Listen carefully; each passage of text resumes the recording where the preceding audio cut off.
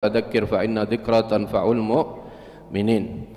Ingatkan, sesungguhnya mengingatkan itu akan membawa manfaat bagi orang-orang mukmin. Salah satu yang ingin saya ingatkan, ketika seseorang setelah selesai sholat fardu, ada beberapa zikir yang dianjurkan oleh baginda Nabi Muhammad SAW supaya kita tidak melewatkannya. Karena begitu besarnya fadilah keutamaan bagi orang yang mengamalkannya. Apalagi kalau itu diistiqamahkan. Artinya kita membacanya dengan terus menerus, karena amalan yang paling disukai di sisi Allah Subhanahu wa taala adwamuha wa in qallah, yaitu berkelanjutkan meskipun amalan itu sedikit. Apa artinya amalan banyak tapi itu hanya sesaat kemudian kita tinggalkan? Allah lebih mencintai dan lebih suka kepada orang yang mengamalkan dan amalan itu sedikit tapi berkelanjutan terus menerus. Itu lebih dicintai di sisi Allah.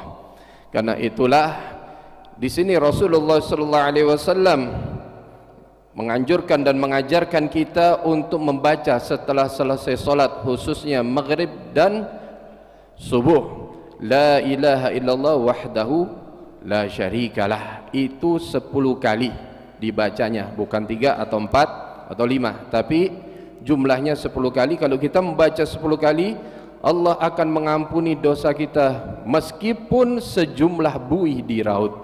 Begitu banyaknya buih di laut, bagaimana tiap saat itu buih datang pergi di laut, sejumlah itu dosa kita akan diampuni oleh Allah Subhanahu wa taala. Jadi kita amalkan itu, jangan kita kurangi atau kita tambah, karena kuncinya sebagaimana yang dikatakan oleh Rasulullah, jumlah itu menentukan. La ilaha illallah wahdahu la syarikalah 10 kali di dalam ittiba, mengikuti apa yang dianjurkan oleh Rasulullah. Itu yang pertama. Yang kedua, jangan lupakan zikir Allahumma ajirni minan nar. Ya Allah, jauhkan aku dari api neraka. Dibaca maghrib, setelah salat maghrib dan setelah salat subuh. Kalau orang membacanya itu 7 kali dan meninggal di malam hari itu, Allah akan menjauhkan dia dari api neraka. Allah akan menjauhkan dia dari siksa api neraka. Ini keutamaan yang luar biasa. Kita kan kepingin selamat dunia akhirat. Jangan sampai nanti di akhirat tiba-tiba dimasukkan dalam neraka. Tapi dengan amalan yang seperti ini kecil, dan ini bukan kecil sebenarnya, ringan, asalkan kita mau mengamalkannya. Itu 7 kali Allahumma ajirni nanar kalau kita baca sendiri. Tapi kalau kita baca berbarengan Allahumma ajirna minan nar, ya Allah jauhkan kami dari api neraka 7 kali.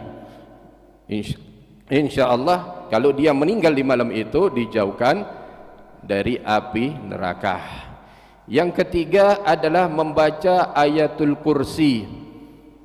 Nah, ini yang sering orang terlewatkan.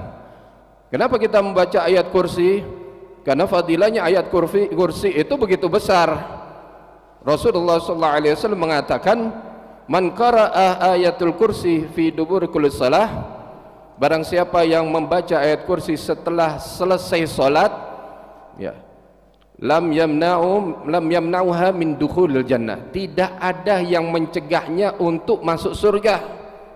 Masuk surga tidak ada yang mencegah sama sekali, langsung lancar menuju surganya Allah Subhanahu wa taala kalau dia mati di malam itu. Atau setelah selesai sholat kita baca itu ajaran yang luar biasa dari Nabi Muhammad SAW. Sayang kalau kita lewatkan.